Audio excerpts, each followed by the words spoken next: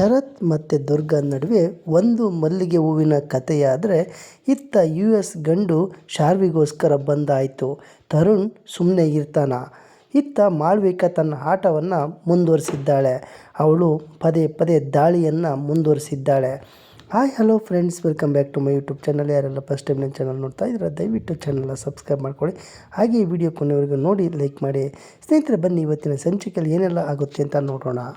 ಸಂಚಿಕೆ ಮೊದಲಿಗೆ ಮಾಳ್ವಿಕಾ ಅವರು ತಮ್ಮ ರಹಸ್ಯ ಕೋಣೆಯಲ್ಲಿ ಕೂತಿರ್ತಾರೆ.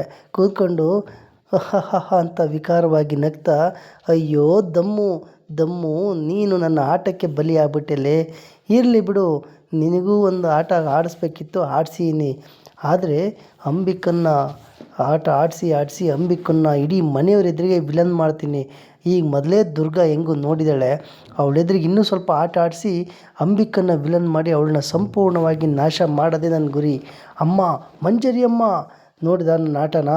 ಆದರೆ ಇವಾಗಲೇ ನಾನು ಆ ದುರ್ಗನ್ನ ಅಥವಾ ಅಂಬಿಕನ್ನ ಮುಗಿಸಲ್ಲ. ಇನ್ನೊಂದು ಸ್ವಲ್ಪ ದಿವಸ ಆ ದುರ್ಗನ್ನ ಎಮೋಷನಲ್ ಪೂಲ್ ಆದಂಥ ದುರ್ಗನ್ನ ಇನ್ನೂ ಸ್ವಲ್ಪ ದಿವಸ ಆಟ ಆಡಿಸ್ತೀನಿ, ಎದುರಿಸ್ತೀನಿ. ಆಮೇಲೆ ಅವಳನ್ನು ಸಂಪೂರ್ಣವಾಗಿ ಇಲ್ಲದ ರೀತಿಯನ್ನು ಮಾಡ್ತೀನಿ ಅಂಬಿಕನ್ನ ಅಂತ ಅಂದ್ಕೊಂತಾರೆ. ಈ ಕಡೆ ಶರತ್ತು ತನ್ನ ಆಫೀಸಿಂದ ಮನೆಗೆ ಓಡ್ತಾನೆ. ಆಫೀಸ್ ಎದುರಿಗೆ ಒಂದು ಹೂವಿನ ಅಂಗಡಿ ಕಾಣುತ್ತೆ. ಅಂದರೆ ಒಂದು ತಳ್ಳ ಗಾಡಿಯಲ್ಲಿ ಹೂವು ಇಟ್ಕೊಂಡು ಮಾರ್ತಾಯಿರ್ತಾರೆ. ಅಲ್ಲಿ ಹೋಗ್ತಾನೆ. ಹೋಗ್ಬಿಟ್ಟು ಅವನಿಗೆ ಮಲ್ಲಿಗೆ ಹೂವು ನೋಡಿದ ಕೂಡ ದುರ್ಗಾ ನೆನಪಾಗ್ತಾಳೆ. ಆವಾಗ ಬಂದ್ಬಿಟ್ಟು ಮಲ್ಲಿಗೆ ಹೂವು ತೊಗೋಬೇಕು ಅಂದ್ಕೊಂಡು ನೋಡ್ತಾನೆ. ಬಿಟ್ಟು ಇವತ್ತು ಯಾಕೋ ದುರ್ಗಾ ನೆನಪಾಗ್ತಿಳಲ್ಲ ಈ ಮಲ್ಲಿಗೆ ಹೂವು ನೋಡಿದರೆ. ಅಷ್ಟೇ ಅಲ್ಲ, ಅವಳು ಹುಟ್ಟಿರೋ ಸೀರೆಗೆ ಮಲ್ಲಿಗೆ ಹೂವು ತಗೊಂಡ್ರು ತುಂಬ ಚೆನ್ನಾಗಿ ಕಾಣುತ್ತಲ್ವ ಅಂತ ತೊಗೋಬೇಕು ಅಂತ ಹೋಗ್ತಾನೆ. ಅಷ್ಟರಲ್ಲಿ ಅಯ್ಯೋ ಬೇಡಪ್ಪ, ನಾನೇನಕ್ಕೋ ತೊಗೊಂಡೋಗೋದು, ಅವಳು ಏನೋ ಅಂದ್ಕೊಳೋದು, ಅದಕ್ಕೂ ಜಗಳ ಮಾಡ್ತಾಳೆ ಅಂತೇಳ್ಬಿಟ್ಟು ಅವ್ನು ಬೇಡ ಅಂತೇಳ್ಬಿಟ್ಟು ಕಾರಾಗ ಹೋಗಿ ಕೂತ್ಕೊಂಡಾನೆ. ಈ ಕಡೆ ಅಂಬಿಕವರು, ಅಬ್ಬಬ್ಬಾ ನನ್ನ ಗಂಡ ಇವತ್ತಾದರೂ ಗಂಡನ ಜವಾಬ್ದಾರಿ ನಿಭಾಯಿಸೋಕ್ಕೆ ಅಂತ ಹೊರಟ್ನಲ್ಲ, ಸದ್ಯ ಇವಾಗಾರು ಅರ್ಥ ಆಯ್ತಲ್ಲ, ಹೆಣ್ಮಕ್ಳಿಗೆ ಮಲ್ಲಿಗೆ ಹೂವು ತೊಗೊಂಡೋದ್ರೆ ಖುಷಿಯಾಗುತ್ತೆ ಅಂತ ಹೇಳ್ತಾರೆ. ಈ ಕಡೆ ಶರತ್ ಹೋಗಿ ಕಾರ ಕೂತ್ಕೊಂತಾನೆ, ಬೇಡ ತೊಗೊಂಡೋಗೋದು ಅಂತ. ಆಗ ಅಂಬಿಕಾ, ಅಯ್ಯೋ ಈ ಯಪ್ಪ ಇವರೊಬ್ಬರೇ ಹೆಂಡ್ತಿಯನ್ನು ಕಳ್ಕೊಂಡಿರೋರು ಪ್ರಪಂಚದಲ್ಲಿ ಅನ್ನೋ ಥರ ಆಡ್ತಾರೆ, ತುಂಬ ಓವರಾಗಿ ಆಡ್ತಾರೆ ಅಂತ ಹೇಳ್ಬಿಟ್ಟು ಆ ಮಲ್ಲಿಗೆ ಹೂವನ್ನ ಅಂಬಿಕಾರೆ ಮ್ಯಾಜಿಕ್ ಮಾಡಿಬಿಟ್ಟು ಬ್ಯಾಗ್ ಸೇರೋ ಥರ ಮಾಡ್ತಾರೆ. ಆಮೇಲೆ ಸದ್ಯ ಹೂವು ಬ್ಯಾಗ್ ಸೇರಾಯಿತು. ಇನ್ನು ಮನೇಲಿ ಹೋಗಿ ಏನು ಮ್ಯಾಜಿಕ್ ಮಾಡುತ್ತೋ ನೋಡಬೇಕು ಅಂತ ಅಂದ್ಕೊಂತಾರೆ. ಈ ಕಡೆ ತರುಣು ಶಾರ್ವಿ ರೂಮಿಗೆ ಬರ್ತಾನೆ. ಶಾರ್ವಿ, ನಮ್ಮ ಮದುವೆ ವಿಷಯ ಇನ್ನೂ ಎಷ್ಟು ದಿನ ಅಂತ ಮುಂದೂಡ್ತಿದೀಯಾ, ಯಾವಾಗ ಹೇಳಬೇಕು ಅಂತ ಅಂದ್ಕೊಂಡಿದ್ಯಾ ಅಂತ ಕೇಳ್ತಾನೆ. ಹಲೋ ತರುಣ್, ಏಕೆ ನಾನೇ ಹೇಳಬೇಕಾ, ನೀನು ಹೇಳೋಕ್ಕಾಗಲ್ವಾ ಅಂತ ಕೇಳ್ತಾಳೆ. ಅದಾಗಲ್ಲ ಶಾರ್ವಿ, ನಮ್ಮ ಮನೆಯವರು ನಿಷ್ಪ್ರಯೋಜಕ, ಅಂದರೆ ನಾನೇನು ಕೆಲಸ ಮಾಡದೇ ಇರೋನು, ಆಮೇಲೆ ನಾನು ಸರಿಯಿಲ್ಲ, ಕ್ಯಾರೆಕ್ಟರ್ ಸರಿಯಿಲ್ಲ ಅಂತ ಡಿಸೈಡ್ ಮಾಡಿಬಿಟ್ಟಾರೆ. ಈಗ ನಾನು ಹೋಗಿ ಕೇಳಿದ್ರೆ ಖಂಡಿತ ನೋ ಅಂತ ಹೇಳ್ತಾರೆ. ಆದರೆ ನೀನು ಹೋಗಿ ಕೇಳಿದ್ರೆ ಯಾರು ಕೂಡ ನೋ ಅನ್ನಲ್ಲ, ನಿನಗೆ ಎಸ್ ಅಂತಲೇ ಹೇಳ್ತಾರೆ. ನನಗೆ ನಿನ್ನ ಕಳ್ಕೊಳಕ್ಕೆ ಇಷ್ಟ ಇಲ್ಲ, ಅದಕ್ಕೆ ನಾನು ಹೋಗಿ ಹೇಳ್ತಾ ಇಲ್ಲ ಅಂತ ಹೇಳ್ತಾನೆ. ಓ, ಇಷ್ಟೊಂದೆಲ್ಲ ಟೆನ್ಷನ್ ಇದೆಯಾ ತರುಣ್ ನಿನ್ನ ತಲೆಯಲ್ಲಿ, ಸದ್ಯ ನಾನೇ ಹ್ಯಾಂಡ್ಲ್ ಮಾಡ್ತೀನಿ ಎಲ್ಲ ಬಿಡು, ನಾನು ಹೋಗಿ ಹೇಳ್ತೀನಿ ಅಂತ ಶಾರ್ವಿ ಒಪ್ಕೊಳ್ತಾಳೆ. ಈ ಕಡೆ ಶರತ್ತು ಆಫೀಸಿಂದ ಮನೆಗೆ ಬರ್ತಾನೆ. ಬಂದವನೇ ಈ ಕಡೆ ದುರ್ಗಾ, ಅವಳು ಏನೋ ಯೋಚನೆ ಮಾಡ್ತಾಳೆ. ಅಂಬಿಕವರು ದಮಯಂತಿ ಅವ್ರನ್ನ ಕೈ ಮುರಿದಿದ್ದು ಅದು ನೆನಪು ಮಾಡ್ಕೊಂಡು ಅವಳು, ಇವರು ಅಂಬಿಕವರು ಯಾಕೆ ಈ ಥರ ಮಾಡಿರೋ, ಅದು ಆ ಥರ ಮಾಡ್ತಿರ್ಲ್ವಲ್ಲ, ದಮ್ಮು ಮೇಡಮ್ದ ಕೈ ಮುರಿಯೋಕ್ಕೆ ಅಷ್ಟು ಕ್ರೌರ್ಯ ಅವ್ರಿಗೆ ಎಲ್ಲಿಂದ ಬಂತು, ಅವ್ರ ಕಣ್ಣಲ್ಲಿ ಎಷ್ಟು ರೋಷ ಇತ್ತು, ಅವ್ರು ಈ ಥರ ಇರಲಿಲ್ವಲ್ಲ, ಅವ್ರು ಯಾಕೆ ಈ ಥರ ಮಾಡಿರು, ನನಗಂತೂ ಅರ್ಥ ಆಗ್ತಿಲ್ಲ ಒಂದು ಅಂದ್ಕೊಂಡು ಅಂಬಿಕಾ ಬಗ್ಗೆ ಯೋಚನೆ ಮಾಡ್ತಾ ಓಡಾಡ್ತಾ ಇರ್ತಾಳೆ. ಅಷ್ಟರಲ್ಲಿ ಶರತ್ ಆಫೀಸಿಂದ ಸೀದಾ ರೂಮಿಗೆ ಬರ್ತಾನೆ. ಬಂದ್ಬಿಟ್ಟು ಬ್ಯಾಗ್ ಇಟ್ಬಿಟ್ಟು ದುರ್ಗನ ಹಿಂದ್ಗಡೆಯಿಂದ ಅವ್ಳು ಭುಜ ಮುಟ್ಟಬೇಕು ಅಂತ ಹೋಗ್ತಾನೆ. ಆಗ ದುರ್ಗಾ ದೆವ್ವ ಬಂತೀನೋ ಅಂತ ಅಂದ್ಕೊಂಬಿಟ್ಟು ಅವನಿಗೆ ಹಿಂದಕ್ಕೆ ಹೊಡಿಬೇಕು ಅಂತ ಕೈ ತಿರುಗಿಸ್ತಾಳೆ. ಅಷ್ಟರಲ್ಲಿ ಶರತ್ತು ಕೆಳಗೆ ಕೂತ್ಕೊತಾನೆ. ಅವಾಗ ಅವನಿಗೆ ಏಟು ಬೀಳಲ್ಲ, ಮಿಸ್ ಆಗುತ್ತೆ. ಅವಾಗ ಏನು ಮೇಲೆ ಕಳಿಸ್ಬೇಕು ಅಂದ್ಕೊಂಡಿದ್ಯಾ, ಯಾಕೆ ಹಿಂಗೆ ಹೊಡಿಯೋಕ್ಕೆ ಬಂದಿದ್ಯಾ ಅಂತ ಕೇಳಿದಾಗ, ಅಯ್ಯೋ ಬಾಸು ಬಿಡ್ತು ಅಂತೇಳಿ, ನಾನು ಆಗಂತೆಲ್ಲ ಮಾಡಿರಲಿಲ್ಲ, ಏನೋ ಬೇರೆ ಅಂದ್ಕೊಂಡು ಹಂಗೆ ಮಾಡೋಕ್ಕೆ ಹೋದೆ, ನೀವೇ ಕಳ್ಳನ ಥರ ಬರಬೇಕಿತ್ತು ಹಿಂದ್ಗಡೆಯಿಂದ ಅಂತ ಕೇಳ್ತಾಳೆ. ಅಷ್ಟರಲ್ಲಿ ಅಂತ ಹೋಗ್ತಾಳೆ. ಅವಳು ಅವ್ನ ಬ್ಯಾಗಿಗೆ ಟಚ್ ಆಗಿ ಬ್ಯಾಗ್ ಬಿದ್ದೋಗುತ್ತೆ. ಆಗ ಬ್ಯಾಗಿಂದ ಮಲ್ಲಿಗೆ ಹೂವು ಆಚೆ ಬೀಳುತ್ತೆ. ಅಷ್ಟರಲ್ಲಿ ಶಾರ್ವಿ ಕೂಡ ಅಲ್ಲಿಗೆ ಬರ್ತಾಳೆ. ಓ ಏನಣ್ಣ ನಿಮ್ಮಿಬ್ಬರು ಜಗಳ ಅಂತ ಹೇಳ್ಬಿಟ್ಟು ಆ ಕಡೆ ನೋಡ್ತಾಳೆ. ಬ್ಯಾಗಿಂದ ಮಲ್ಲಿಗೆ ಹೂವು ಬಿದ್ದಿರೋದು ಕಾಣುತ್ತೆ. ಓಹೋ, ನನಗೆ ಗೊತ್ತಿಲ್ಲದೆ ಏನು ನಡೆಸಿರ ನೀವು, ದುರ್ಗಾ ಅತ್ತೆಗೆ ಮಲ್ಲಿಗೆ ಹೂವು ತಂದೀಯಾ ಅಂದರೆ ಏನರ್ಥ ಅಂತ ಹೇಳ್ತಾರೆ. ಅಯ್ಯೋ ಶಾರ್ವಿ, ನಾನು ತಂದಿಲ್ಲ ಅದನ್ನು ಅಂತ ಹೇಳ್ತಾರೆ. ನನಗೆಲ್ಲ ಸುಳ್ಳು ಹೇಳ್ಬೇಡ, ನೀನು ತಂದಿದೀಯಾ ಅಂತ ನನಗೆ ಗೊತ್ತು ಅಂತ ಶಾರ್ವಿ ಅವ್ರನ್ನ ಛೇಡಿಸ್ತಾಳೆ. ಈ ಕಡೆ ಅಂಬಿಕಾ ಅವ್ರು ಅದನ್ನ ನೋಡ್ಬಿಟ್ಟು ನಗ್ತಾ ಇರ್ತಾರೆ. ಯಾಕೆ ಹಂಗೆ ಹೆದರ್ಕೊಂತೀಯ? ಅಲ್ಲ ನಾನೇ ತಂದಿದ್ದೀನಿ ನನ್ನ ಹೆಂಡ್ತಿಗೆ, ನಾನೇ ನನ್ನ ಕೈಯಾರ ಮುಡಿಸ್ತೀನಿ ಅಂತ ಹೇಳು, ಅದ್ರಾಗೇನಾಗುತ್ತೆ ಅಂತ ಹೇಳ್ತಾಳೆ. ಇಲ್ಲ ಶಾನ್ವಿ ನಾನು ತಂದಿಲ್ಲ ಅಂತ ಹೇಳ್ತಾಳೆ. ಆಗ ಸರಿ ಆಯಿತು, ಈಗ ತಂದಿದೆಯಲ್ವ ಮುಡಿಸು ಹೋಗಲಿ ತಲೆಗೆ ಅಂತ ಹೇಳ್ತಾಳೆ. ಹಂಗೆ ಶಾನ್ವಿ ಏನು ಹೇಳ್ತಿದ್ದೀನಿ ನೀನು ಅಂತಾರೆ. ಅವಾಗ ದುರ್ಗಾತ್ಗೆ ನೀವು ಸುಮ್ಮನೆ ಇರಿ ಅಣ್ಣ, ನೀನು ಮುಡಿಸು ಅವ್ರ ತಲೆಗೆ, ಇಲ್ಲ ಅಂದರೆ ನಮ್ಮ ಮನೆಯಲ್ಲೆಲ್ಲ ಕರೆದ್ಬಿಟ್ಟು ರಂಪಾಟ ಮಾಡ್ತೀನಿ ಅಂತ ಎದುರಿಸ್ತಾಳೆ. ಆಗ ಶರತ್ತು ವಿಧಿ ಇಲ್ಲದೆ ಆಯಿತು ಅಂತ ಮುಡ್ಸೋಕೆ ಹೋಗ್ತಾನೆ. ದುರ್ಗಾತೆ ಈ ಕಡೆ ತಿರುಗಿ ಅಂತ ಹೇಳ್ತಾಳೆ. ಆಗ ದುರ್ಗಾ ತಿರುಗ್ತಾಳೆ. ಅವನು ಆ ತಲೆಗೆ ಮಲ್ಲಿಗೆ ಹೂವನ್ನ ಮುಡಿಸ್ತಾನೆ ದುರ್ಗಾ ತಲೆಗೆ. ಇಷ್ಟು ದುರ್ಗಾ ಮತ್ತು ಶರತ್ನ ಮಲ್ಲಿಗೆ ಹೂವಿನ ಕತೆ ನಡೆದೋಯ್ತು.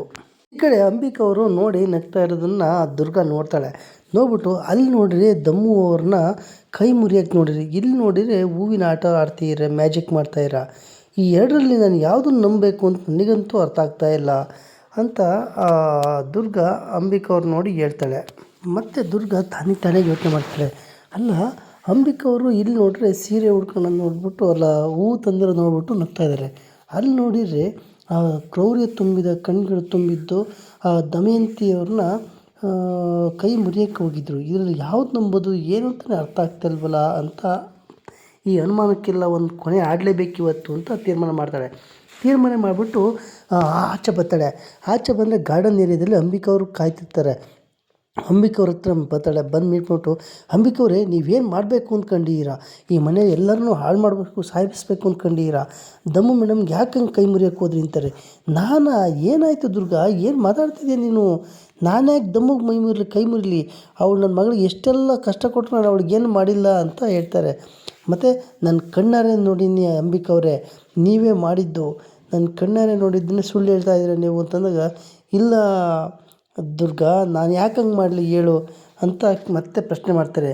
ಇಲ್ಲ ಏನೋ ಆಗ್ತಾಯಿದೆ ನನಗೆ, ಬಟ್ ಏನಾಗ್ತಿದೆ ಅಂತ ನೆನಪಿಲ್ಲ ನನಗೆ ಅದೆಲ್ಲ ನೆನಪಿಲ್ಲ ಅಂತ ಹೇಳ್ತಿದೆ.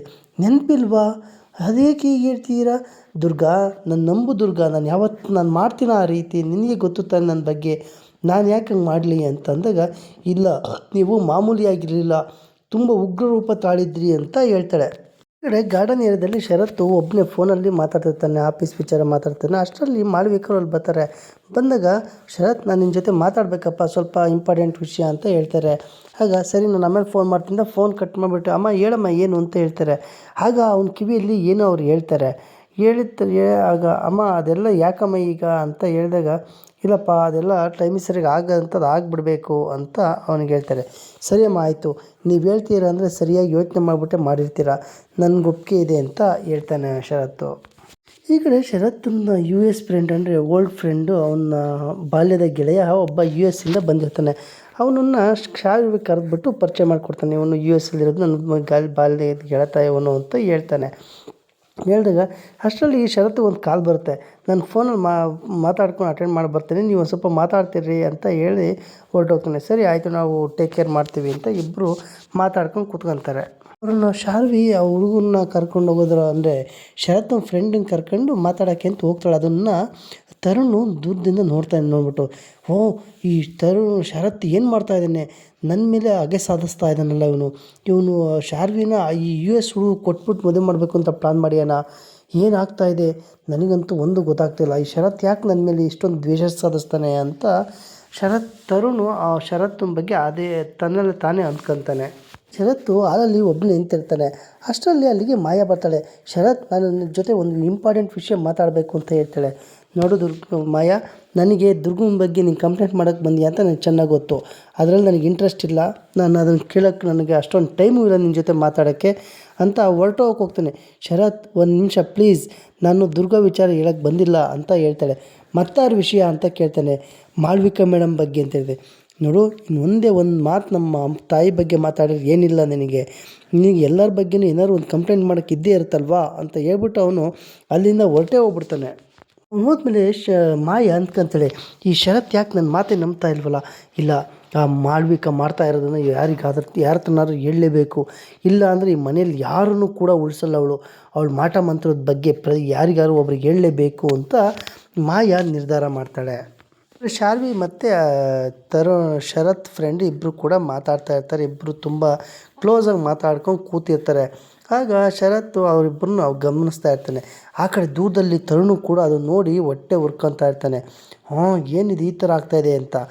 ಆಗ ಶರತ್ತು ಶಾರ್ವಿ ಏನು ಅನ್ನಿಸ್ತು ನಮ್ಮ ಫ್ರೆಂಡು ಅಂತ ಹೇಳಿದಾಗ ಅವಳು ಬೋಲ್ಡ್ ಆ್ಯಂಡ್ ಓಕೆ, ಇವರು ತುಂಬ ಅಂಬಲ್ ಆಗಿದ್ದಾರೆ ಅಂತ ಹೇಳ್ತಾಳೆ. ಅಂದರೆ ಒಳ್ಳೆ ಹುಡುಗ ಅಂತ ಹೇಳ್ತಾಳೆ. ಆಗ ಅವನು ಶರತ್ ನಾನು ಹೊರಡಬೇಕು, ಟೈಮ್ ಆಯಿತು ಅಂತ ಹೇಳ್ತಾನೆ.